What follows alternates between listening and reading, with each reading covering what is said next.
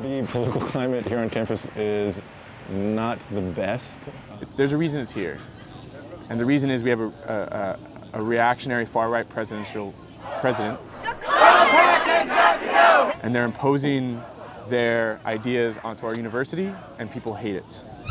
I think it came from a top-down level. Like federally, we saw the changes. We saw things being doged. We saw student voices being silenced and taken away. And I think that's been like emphasized now with this new administration, and the same pattern being reinforced through getting rid of agencies, silencing student voices, and taking away opportunities. You would think social media has the ability to bring us together. We can communicate with people around the world in seconds, but I think it actually has created more isolation, more of this echo chamber mentality. You see what you want, and you have that confirmation bias that really establishes what you want to see. Free Palestine! So you keep seeing the same feedback loop of things over and over again. We've become further isolated and further sort of into this vision where if you are not on the same algorithm that I am in, then you are not fully human. What the administration is doing is caving to Trump. They're caving to the conservative federal government that we have. And they're betraying their students and faculty. It is pretty intense at the moment. I think people are nervous, at the same time very vocal. This is what democracy looks like! And kind of worried about what to say or when to say it and who to say it to. As a man who loved the Lord, Charlie Kirk understood the consequences.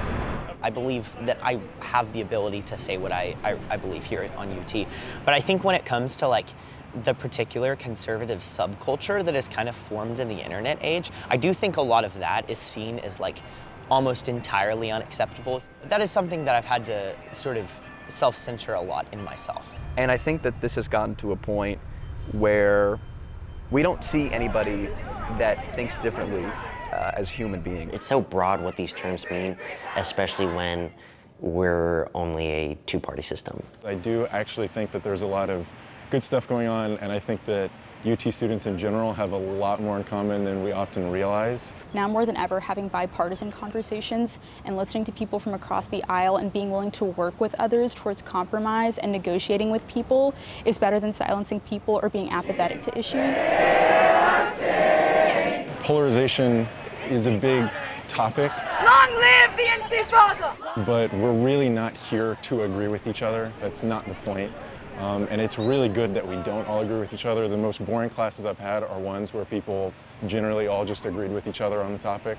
Having smaller class sizes honestly makes a huge difference when it comes to classes that deal with political issues. If they could host forums where we bring in difficult speakers and we can really encourage students to interact positively with people, I think that'd be a great line of like, hey, listen, we don't want to shut you down. We'd love to hear your voices. We'd love to hear your ideas. But in the past, if the school has seen something that they don't like, they instantaneously shut those people down. We are only going to be as good as we are. You know, this university is only as honest as we are, and it's only as intelligent as we allow it to be.